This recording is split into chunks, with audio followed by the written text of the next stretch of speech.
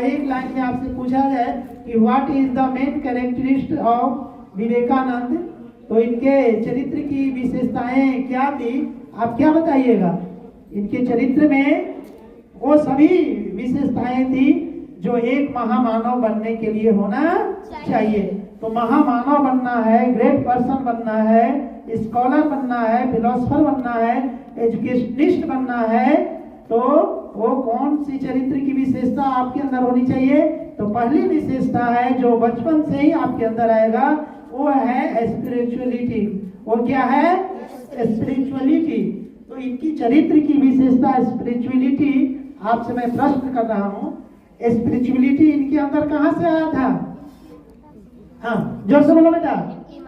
इनकी माता से। देखिए, माँ से आ गया ना स्पिरिचुअलिटी, क्योंकि इनकी माँ किस तरह की विचारों से उत्प्रोत थी?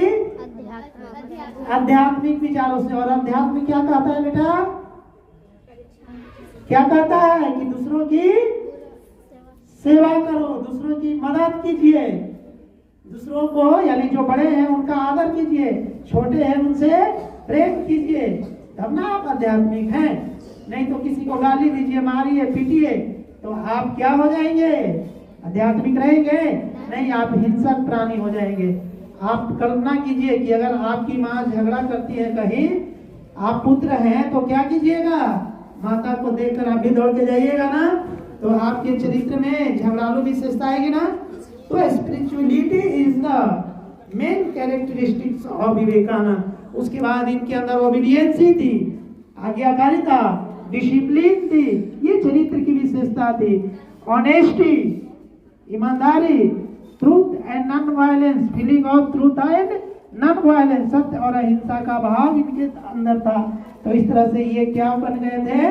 महान बने। और सबको पता है कि एक बार में ये कोई पुस्तक को उठाते तो पढ़ डालते ना, लेकिन हम बच्चे इनसे शिक्षा ना ले रहे हैं ना, अगर लेते तो एक चैप्टर को पढ़ने के बाद चैप्टर क्लोज करते नहीं, लगातार 2-3 चैप्टर पढ़ जाते, जैसे विवेकानंद पूरी बुक पढ़ जाते थे। तो हम अगर आई थिंक सो IM की बात कर रहे हैं, तो हम पूरे ये सेशन 12 जनवरी तक विवेकानंद की बात करेंगे ना, तो हमारे अंदर इनके चरित्र की विशेषता आनी चाहिए ना। बोलिए, तो कैसे आएगा? हम इनके जैसे आचरण करेंगे तब ना। तो हम देखेंगे कि 12 जनवरी तक कितने बच्चे सादगी के साथ अपना जीवन व्यतीत करते हैं। और बाकी की बात अगले सेशन में होगी। अभी ध्यान से पढ़ के आइएगा। इनका डेथ कब हुआ था थोड़ा सा सुन लीजिए। 4 जुलाई 1902। 4 जुलाई 1902 को इनका देहांत हो गया था। तो चलिए, बाकी अगले दिन इनके चरित्र पे प्रकाश डाला जाएगा, लेकिन हमें तैयारी करके आना है। और लास्ट में इनका स्लोगन बोल देते हैं, नारा। इन्होंने क्या नारा दिया था? वक up, aware and don't stop until you achieve your goal। अर्थात उठो, जागो और तब तक नहीं रुको जब तक कि लक्ष्य की प्राप्ति सबको याद है। तो अपने लक्ष्य की ओर बढ़ रहे हैं ना?